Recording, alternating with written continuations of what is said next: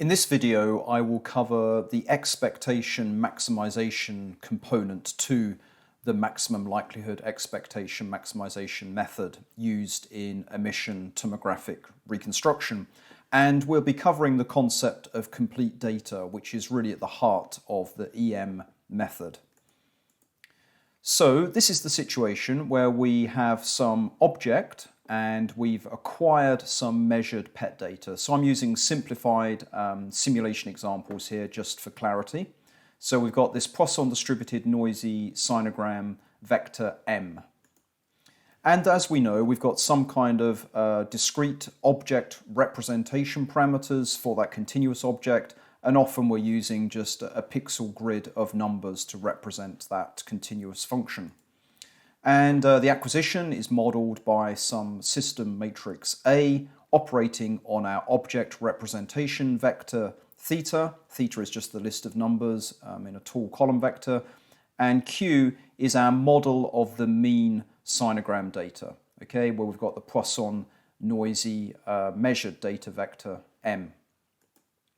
So let's look at just one of the projection bins. I'll call that bin 1. And just one of the pixels, I'll call that pixel 1. So that's a value theta for pixel 1 and a value of Q for projection bin 1. Now really I should probably call this I and J, but anyway the point is I'm just picking out a particular example of a bin and a pixel. And what we can do is say, well, this is a Poisson process that's going on inside the PET scanner or emission tomographic scanner field of view. And the Poisson process has a mean number, which we're calling theta. That's the mean number of counts emitted during the acquisition.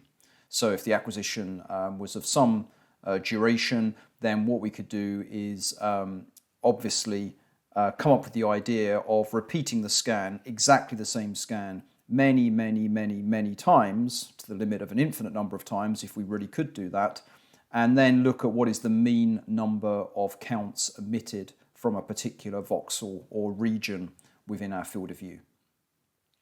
Because that's important, because what we're doing here is modeling the mean of the data through Q. So what we're going to be doing is using this linear model, Q equals A theta, which for the simple case of one pixel, one projection bin, that linear model is just given by the simple scaling factor A11, which relates pixel 1 to projection bin 1.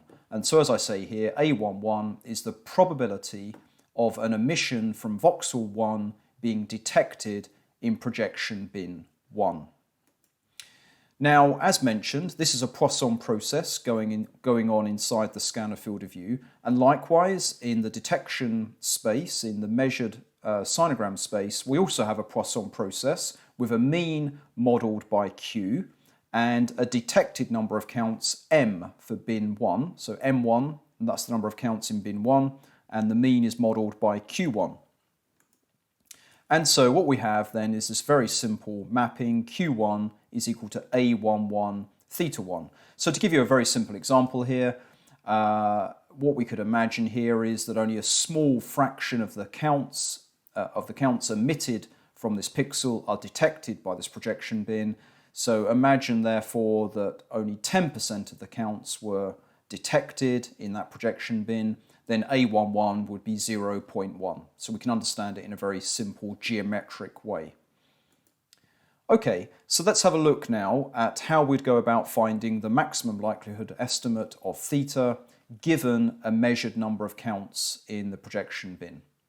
So what we have then is the Poisson probability distribution. That's the probability of getting M counts in a general projection bin I. Here I've been using 1, but generally I, if the mean was given by Qi. So obviously with this model of the mean Q1, we had a measured number M1. And so here I'm talking about Mi for a general bin I if the model is given by Qi. And that's just the Poisson probability distribution, just by definition. You should be as familiar with that as you are with the Gaussian or the normal distribution. And then we know the model of the mean, Qi, is just given by Aij theta j, just like I showed earlier. So here it is for that simple example. Imagine this is just detecting 10% of the counts in which case that's just a geometric factor that just reduces the mean number of counts emitted from a pixel and reduces it to the number that we actually detect, to the mean number that we actually detect. Therefore, we can talk about the likelihood of the value being theta j if the measured value was mi for bin I. And by definition, that likelihood of theta given m is just the probability of m given theta. And so, it's that Poisson probability distribution, but all I've done now is just substitute explicitly our model of the mean. So that's just aij theta j for qi in that previous expression. Now we can take the log of this Poisson likelihood. So this is now the Poisson log likelihood. And so with the logarithm, this exponential disappears, and then we just get m log aij theta j minus log m factorial. Now to find the maximum likelihood estimate, we need to take the derivative of that with respect to the pixel value. In other words, we're trying to maximize the likelihood of theta, maximum likelihood estimate of theta. So we're trying to maximize that expression. So it's the gradient of the log likelihood. So that's just simply minus aij, it's the derivative with respect to theta j, plus m, and then the derivative of log aij theta j is just, so it's just 1 over aij theta j multiplied by the derivative of what's inside the parentheses there, so it's just aij. And then simplifying that, it's just minus aij plus mi over theta j. And if we set it equal to 0, and when we set it equal to 0, we know we'll be at the maximum of this function, and so therefore we label that theta as the maximum likelihood estimate of the mean number of counts emitted from pixel j. Over here it's just pixel 1, but here I've just kept it as a general label. So there it is labelled, that's just the probability of the counts, that's the model of the mean, that's the likelihood, Poisson log likelihood, the gradient of the Poisson log likelihood, and therefore finally the maximum likelihood estimate. So we can see that for one pixel and one projection bin, life is very simple. We can find the maximum likelihood estimate of theta. However, of course, in reality, we have many voxels and many projection bins. Therefore, we have this expression for the Poisson likelihood. So that's the likelihood of the mean being modelled by Q if we had m counts. It's just the product of all of those individual Poisson probabilities, considering them all in turn, because what we want to do is find the Q, which relates to theta, which will maximize that expression, because we know if we maximize that product, necessarily we need to maximize each and every term in the product. Okay, we know the model of the mean for the many voxel case involves summing over all of the voxels now and all of their varying contributions, A, I, B, that can contribute to a given model of the mean Qi. Okay, we need to consider all of the pixel values. So putting that into this expression, we now have the likelihood of the object representation parameters, the reconstructed image theta, given the measured data m. And so again, it's just the product of all those Poisson probabilities with just that model of the mean explicitly put in so that we can see now the dependency on the reconstructed image theta. Taking the log of that Poisson likelihood, so that's quite straightforward. Again, the exponential term simplifies, just removes the exponential. And then again, we've got m coming down the front of the logarithm of that term there. And then we've got a minus log m factorial, which I'm just labeling as a constant. We can ignore it for the purposes of trying to find the theta that maximizes the Poisson log likelihood. So all of that simplifies to this expression here, where all I've done is just put the value, put the expression for Q back into that expression. Now, if we take the partial derivative with respect to a pixel value theta j, so the partial derivative of the Poisson log likelihood, all we do then is just take the derivative of this with respect to theta j. So this term here, Q, is given by minus aij. That's just by looking up here. We can take the derivative of that with respect to theta j. And so only one of those terms will be theta j, and the coefficient will be aij. And so that's why we've got minus aij there, because it's a minus q there. And then we're just doing something very similar for this component here. So it's m log q. So it's m divided by q, where that expression is q, multiplied by the derivative of q, which we've just seen was aij. So this is the expression for the derivative of the Poisson log likelihood. Now, if we set that equal to 0, then I can label theta now as the maximum likelihood estimate, because for this expression to be true, when I've set the gradient equal to 0, we know that that parameter vector must correspond to the maximum of that Poisson log likelihood expression. And writing that in matrix vector notation, this is just A transpose 1, and this is just aij summed over I is again A transpose operating on M divided by the forward model A theta of the maximum likelihood estimate. And the problem is we can't solve this. We can't solve that expression, or written in matrix vector, we still can't solve it. So here I'm just summarizing. That's the Poisson likelihood. That's the Poisson log likelihood. This is the gradient. We set it equal to 0, and we can't solve that in one step. However, let's look at what happens. That's just a reminder at the top of the slide there of the many voxel, many bin case that we cannot solve. But let's have a look at now the case of just one voxel or one pixel and many bins. Then we would have this expression. So all I've done is, by considering one voxel only, that deals with this rather awkward summation in the denominator here. So instead of summing over many pixels, b equals 1 to capital J, now I'm saying I've just got one pixel labelled by j, and that denominator therefore is just aij theta j ml. So why do that? Well, you can see that that equation can be solved directly. I'm just giving it in pictures here. This is imagining we've only got one pixel and then a number of projection bins. I'm just showing 3 as an example here, with different probabilities of detecting a count in each of those bins. Bin 1, bin 2, bin 3, and the probability of detecting a count from pixel 1, just given by those 3 A factors there. So when we now try and solve this, we can indeed solve it directly, just by simple rearrangement, because theta j, notice that it can come straight out the front here, is independent of that. It's not caught up in the summation over I, so we can factor it out. The aij's cancel, and we end up with this very trivial solution for the maximum likelihood estimate of theta for pixel j.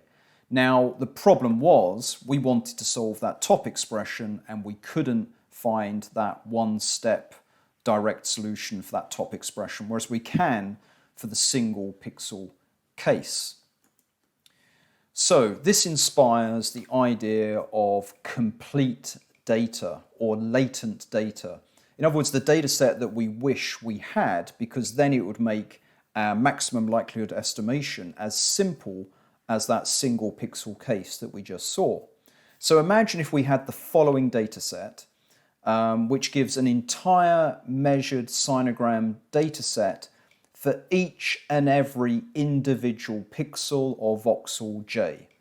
So what we're saying then is, let's imagine we have this data set zij, which tells us the number of counts in bin I, projection bin I, which came from voxel j. So normally we just have mi, which just tells us we got 10 counts in bin 10 or whatever it is. So we get m counts in bin I, which is the so-called incomplete data. That's the data that makes our problem difficult to solve.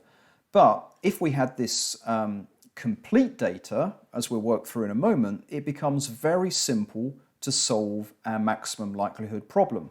But just to relate that complete data explicitly to the incomplete data, all it would involve doing is summing that complete data over all of the different pixels. And then when we sum over all the pixels, we've then eliminated the identification of which pixel the data came from, and we end up with just the conventional measured sinogram. Okay, so this is the situation we're in now, where we have a complete data set that we hope we have at least, a complete data set Zij, and that says that the mean of it is specified as follows, just like the single pixel, single projection bin case, where we have a pixel theta 1, and we have a probability of detection in bin 1 from pixel 1 of A11, and that enables us to map from theta 1 to Z11 with a line on the top there to denote that this is the model of the mean complete data. And that says, it tells us the number of counts that were detected in projection bin 1 from pixel 1. So again, in this simple case, it's kind of quite obvious. Okay, the idea being that if we did have data like that, Zij, where every single count, it gets detected in a bin I with a label of which pixel it came from, then of course our reconstruction problem, our maximum likelihood estimation problem, would be very simple to solve, very much like we just saw explicitly for the single pixel case that we worked through. Okay, so therefore let's imagine then that we do have this complete data, this data set Zij for all I and for all j, and then we could write the Poisson likelihood of the parameter vector theta given some complete data vector z. Okay, and that's a huge vector. It's actually, you could view it as a two-dimensional array if you like, with ij as the indices. And then what we use is just the good old Poisson probability distribution with a model of the mean inspired by the previous slide. It's just AIB theta b. So exponential of the minus mean, mean to the power of the number of counts detected divided by the number of counts detected factorial. So this is just the standard definition of the Poisson probability distribution.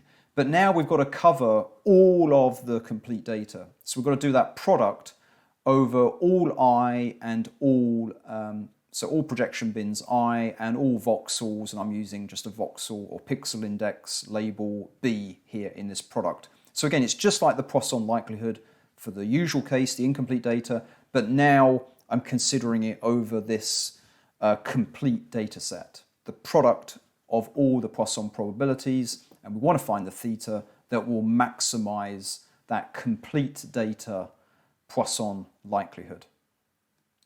So again, now to go about maximizing this, what we're going to do, we're going to take the logarithm of it because that will simplify it immensely. So the log of the complete data Poisson likelihood just means that those products become summations. The exponential greatly simplifies. We just end up with the argument of the exponential, and then we end up with z log AIB theta b minus log z factorial. So that's just an elementary logarithm of that expression to give us the complete data Poisson log likelihood. Now we can seek to maximize the complete data Poisson log likelihood just by taking the partial derivative with respect to a single pixel value theta j. So this is just elementary differentiation here. So it's just this term here. Remember, we're summing over I and summing over b, and all we're trying to do is just find the derivative with respect to a single pixel value theta j. So theta j will be one of these terms b, and all the others will be effectively a constant.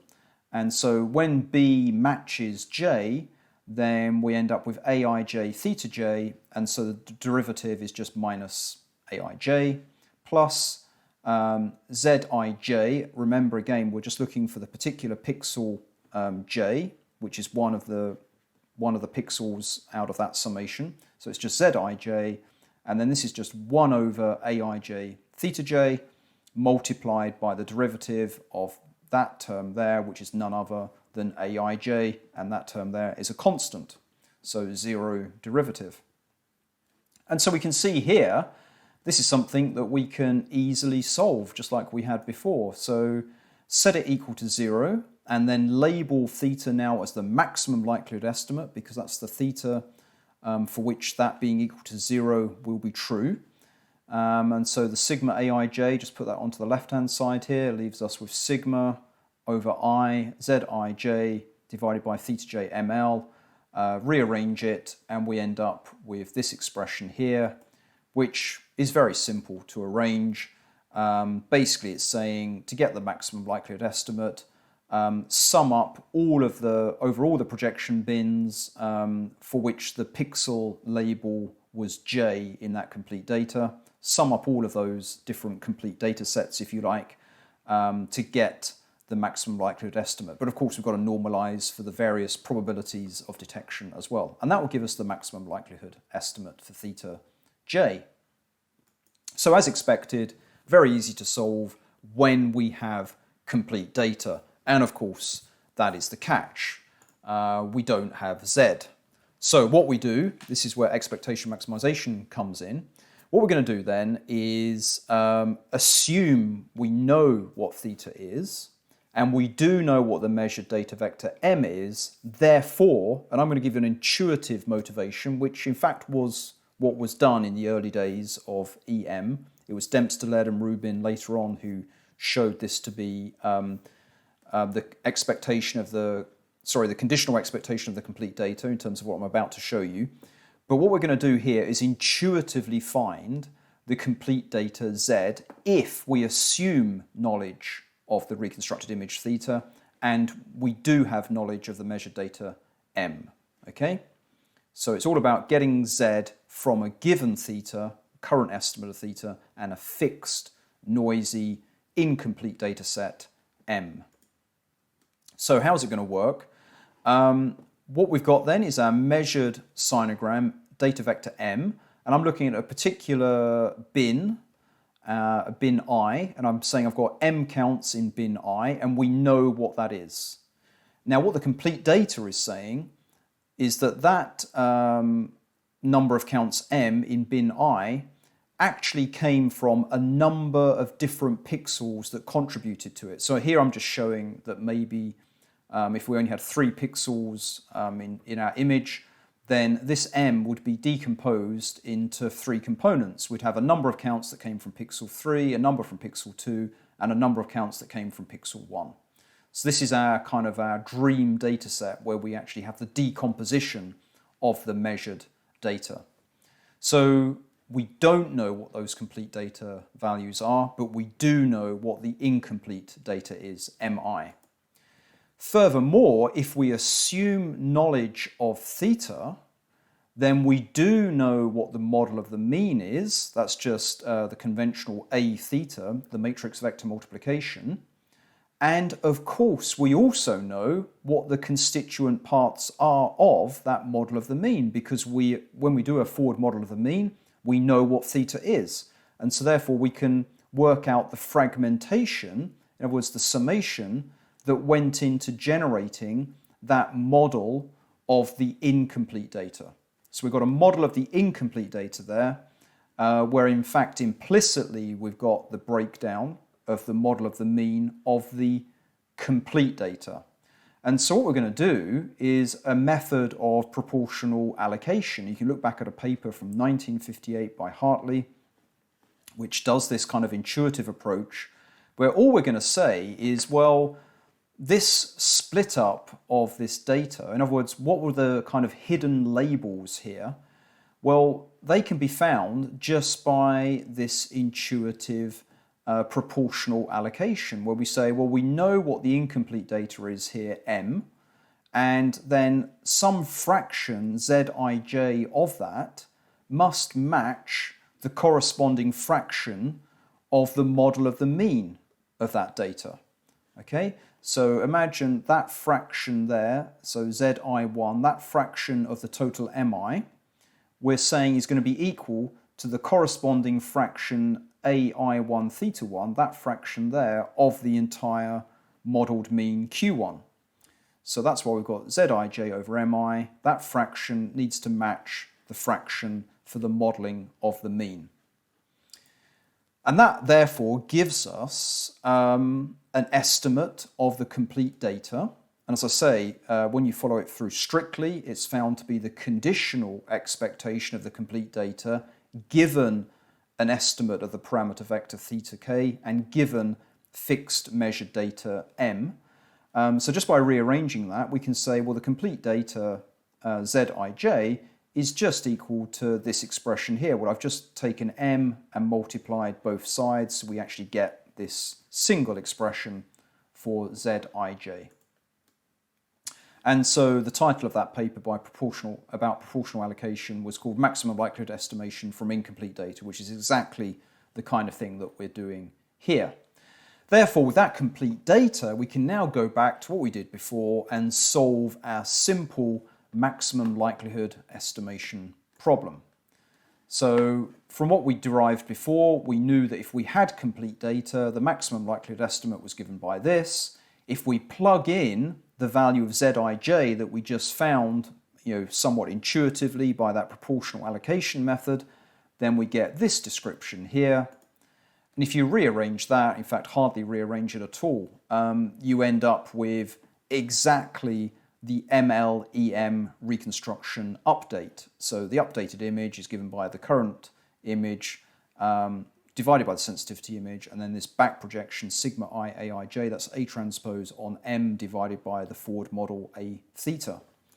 So what that will do will maximize the complete data log likelihood, but only, of course, for the case where the complete data was given by Zij theta k m, okay? So if theta k were correct, and if m, well, that's correct, that's just the fixed data, then if Zij were the correct complete data, then we'd be done here.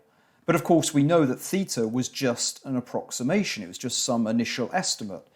And then this maximization step nicely delivers an improved estimate of theta, which means we can put that new theta back in and get a better estimate of the complete data. And so this is where we get this concept of expectation maximization. So to spell that out, and again, I refer you to Dempster, Laird and Rubin's paper from 1977, where they kind of formalized some of the intuition behind these methods and showed that this was the expectation maximization method. What we do then is have an expectation step, and that's about, basically it's generating complete data when you have an estimate of the parameter vector theta and actual measured incomplete data m. With that information, we can generate this conditional expectation of the complete data. So in other words, this complete data depends on a current estimate of the image theta k and on the measured data m. And so that's what we've seen before. This is our complete data. And then when we've got the complete data, we can now maximize the complete data Poisson log likelihood using this expression. Okay, and so that's why we call it the expectation maximization, because we've maximized the complete data, but it's the conditional expectation of the complete data that has been used in that maximization expression. And so what we can do is, once we've improved this estimate of the image theta, we can now go back, generate improved complete data, and when we've got improved complete data, we can plug that back in here and get a better estimate of the image again. And then we just go round cyclically doing the expectation and then doing the maximization, then doing the expectation, then the maximization. So that's the basic approach. And this really is an example of optimization transfer, where we've got this difficult incomplete data Poisson log likelihood that we're trying to maximize. We're trying to find the theta that maximizes that difficult objective function. So remember, when we did the gradient, set it equal to 0, we had this horrendous expression that we just could not solve directly. So with this EM method, what we do is we start off with an estimate theta k, from which we generate complete data, because we know what m is, and we claim to have knowledge of theta, we call it theta k, and that allows us to form a complete data Poisson log likelihood, which we can maximize in one go. It's very easy to solve with complete data. And then when we've solved it, we've maximized that complete data Poisson log likelihood. That gives us a better estimate of theta, which then allows us what? Well, it allows us to form yet another complete data set, which is now a better estimate of the complete data as well. And with that, we can now maximize the complete data Poisson log likelihood again.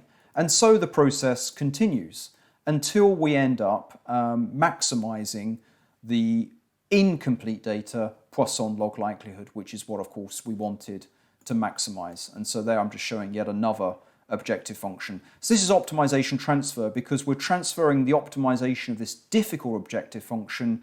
Instead, we're transferring it to the optimization of these simple objective functions, which are nicely sitting underneath this overall objective that we want to maximize. So basically, we've just simplified the problem into a much simpler series of stages that we just do iteratively. And of course, that will then end up converging to the maximum likelihood estimate.